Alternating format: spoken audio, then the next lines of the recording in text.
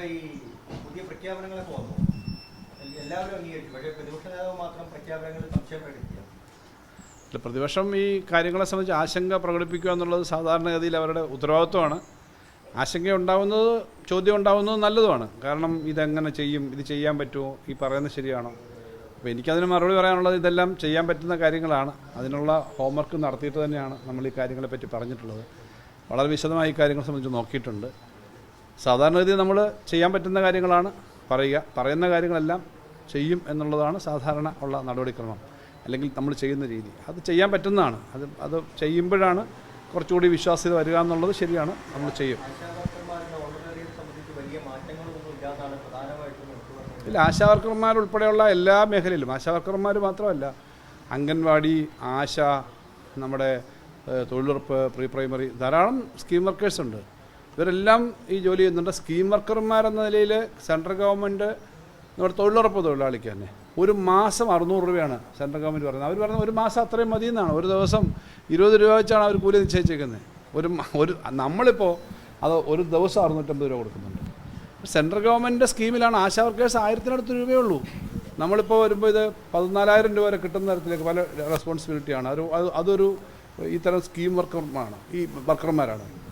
അംഗൻവാടിക്കും എല്ലാ മേഖലയും അതാണ്. അപ്പോൾ സ്കീം വർക്കർമാരായിട്ട് അവർ നിൽക്കുകയും കേന്ദ്ര ഗവൺമെൻറ് 1000 രൂപ പോലെ കൊടുക്കാതിരിക്കുകയും അല്ലെങ്കിൽ 1500 രൂപ മാത്രം കൊടുക്കുകയും ചെയ്യുന്നൊരു സ്ഥലത്ത് കേരളം പോലുള്ള സംസ്ഥാനത്തിൽ ഇത്രയും കാര്യങ്ങൾ ചെയ്യുന്നു. നമ്മൾ സമരം ചെയ്യുന്ന ആരോടും നമുക്ക് ദേഷ്യമൊന്നും ഇല്ലെന്ന് പറഞ്ഞിട്ടുണ്ട്. പക്ഷേ ന്യായമായി നമ്മൾക്ക് കൊടുക്കാൻ പറ്റുന്നതാണ് ചെയ്യാൻ പറ്റുക. കേന്ദ്രം പണം തരാതിരിക്കുന്നതിൻ്റെ പേരിൽ സുപ്രീം കോടതി വരെ കേസ് നടത്തി, സുപ്രീം കോടതി ഒരു ഭരണഘടനാ ബെഞ്ച് പ്രഖ്യാപിച്ച് കേസ് കേൾക്കാനിരിക്കുന്ന ഒരു സംസ്ഥാനമാണ് കേരളം. ചെറിയ കാര്യമല്ല. നമ്മുടെ മുഖ്യമന്ത്രിയും മന്ത്രിമാരും നിയമസഭാ അംഗങ്ങളും ഡൽഹിയിൽ പോയി ഞങ്ങൾക്ക് കിട്ടാനുള്ള പണം തരണമെന്ന് പറഞ്ഞിട്ട് സമരം നടത്തി. ഇന്ത്യയിലെ വിവിധ രാഷ്ട്രീയ പാർട്ടി നേതാക്കന്മാർ, സംസ്ഥാനത്തെ ഭാരവാഹികൾ, ഭരണാധികാരികളൊക്കെ നമ്മളെ ഐക്യദാർഢ്യം പ്രഖ്യാപിച്ച് വന്നു. അപ്പോൾ ആ സമരം നടത്തി, നിയമപരമായ പോരാട്ടം നടത്തുന്നു എന്ന് പറഞ്ഞാൽ കേന്ദ്ര ഗവൺമെൻറ്റുമായിട്ടുള്ള ഭരണഘടനാപരമായ സഹകരണം നമുക്കുണ്ട്. കഴിഞ്ഞ ദിവസം തന്നെ മുഖ്യമന്ത്രി നമ്മുടെ പ്രധാനമന്ത്രിയെ കണ്ടു, ആഭ്യന്തരമന്ത്രിയെ കണ്ടു, നമ്മുടെ ടൂറിസം നാഷണൽ ഹൈവേ മന്ത്രിയെ കണ്ടു, ഫിനാൻസ് മിനിസ്റ്ററെ കണ്ടു. യൂണിയൻ ഫിനാൻസ് മിനിസ്റ്ററെ കാണുമ്പോൾ ഞാനും ഉണ്ടായിരുന്നു കൂടെ. നമുക്ക് കിട്ടാനുള്ള പണം കിട്ടേണ്ട പ്രശ്നമാണ് പറഞ്ഞത്. ഇതെല്ലാം നമ്മൾ ചെയ്യുന്നുണ്ട്. ആ പണമൊന്നും കിട്ടുന്നില്ല. വാസ്തവത്തിൽ പ്രതിപക്ഷ നേതാവും ഈ സമരം ചെയ്യുന്ന ആളുകളും BJPയുടെ ഏതെങ്കിലും പ്രവർത്തകർക്ക് കേരളത്തോട് താല്പര്യമുണ്ടെങ്കിൽ അവരൊരുമിച്ച് ഇടതുപക്ഷ ജനാധിപത്യ മുന്നണിയും ചേർന്ന് കേരളത്തിൻ്റെ താല്പര്യത്തിന് വേണ്ടി അർഹമായത് കിട്ടാനുള്ള ഒരു വലിയ പ്രക്ഷോഭം ഉണ്ടാവണം. സമരം എന്ന് ഞാൻ പറഞ്ഞ വലിയൊരു മുന്നേറ്റം ഉണ്ടാവണം, മൂവ്മെൻറ്റ് ഉണ്ടാവണം. അവിടെയാണ് പ്രശ്നം. അതുകൊണ്ടാണ് സാമ്പത്തികമായിട്ട് നമ്മളെ ബുദ്ധിമുട്ടിക്കാൻ ശ്രമിക്കുന്നത്. ആ ബുദ്ധിമുട്ടിക്കാൻ ശ്രമിക്കുമ്പോഴും ഇന്ത്യയിലെ ഏറ്റവും മെച്ചപ്പെട്ട മിനിമം കൂലിയും സംവിധാനങ്ങളും ഇതുപോലുള്ള അലവൻസും എല്ലാം നമ്മളാണ് കൊടുക്കുന്നത്. അപ്പോൾ ഇതൊക്കെ നടക്കും. നിങ്ങൾ നേരത്തെ ചോദിച്ചു പറഞ്ഞ കാര്യങ്ങളൊക്കെ ചെയ്യുമെന്ന്. കാസർഗോഡ് വെച്ച് ഒരു കാര്യം കൂടി ഞാൻ സന്തോഷത്തോടെ പറയാം. ഇപ്പോൾ 2000 രൂപയായി ക്ഷേമ പെൻഷൻ. നല്ല വർധനയാണ്. ആ ക്ഷേമ പെൻഷൻ ഈ മാസം കൊടുത്തു തുടങ്ങും എന്ന് മാത്രമല്ല, ഒരു കുടിശ്ശിക കൊടുക്കാനുണ്ട് 1600 രൂപ. അത് രണ്ടും കൂടെ ചേർത്ത് 3600 രൂപ ഈ 62 ലക്ഷം കുടുംബങ്ങൾക്ക്, വ്യക്തികൾക്ക് ഈ മാസം കൊടുക്കും.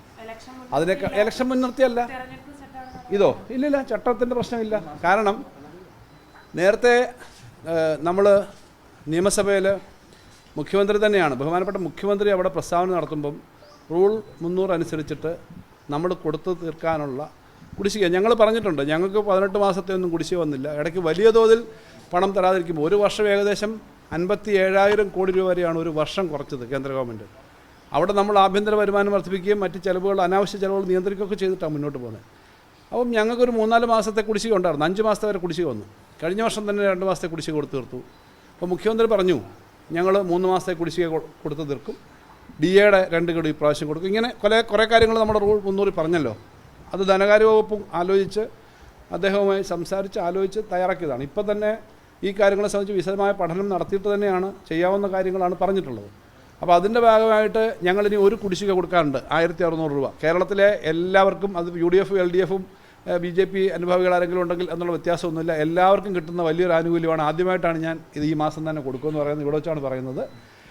1600 രൂപ അതും 2000 രൂപ ഈ പുതിയ പെൻഷനും സാമൂഹ്യക്ഷേമ പെൻഷനും ചേർത്ത് 3600 രൂപ ആളുകളുടെ കയ്യിലേക്ക് ഈ മാസം എത്തും. സാധാരണ ക്ഷേമ പെൻഷൻ കൊടുക്കുന്ന സമയത്ത് തന്നെ എത്തും. അപ്പോൾ ഇത് പറഞ്ഞത് വെറുതെ അല്ല, കൊടുക്കാൻ തന്നെയാണ് എന്ന് വരാൻ വേണ്ടിയിട്ടാണ്. DA കൊടുക്കുന്നതും സാങ്കേതികമായ പ്രശ്നമുണ്ട്. ഇപ്പോൾ പ്രഖ്യാപിച്ചാൽ അതിനകത്ത് ഈ പേപ്പർ കറക്റ്റ് ചെയ്യുന്നുണ്ട്. അതിൻ്റെ എല്ലാം ഇന്നലെ സൈൻ ചെയ്ത് കാര്യങ്ങൾ പോയി ക്യാബിനറ്റ് തീരുമാനം വന്നിട്ട് അതും ഇപ്പം തന്നെ കൊടുത്തു തുടങ്ങാനുള്ള പരിപാടിയാണ്. അപ്പോൾ ഇങ്ങനെ കാര്യങ്ങൾ ചെയ്യാവുന്നതാണ്.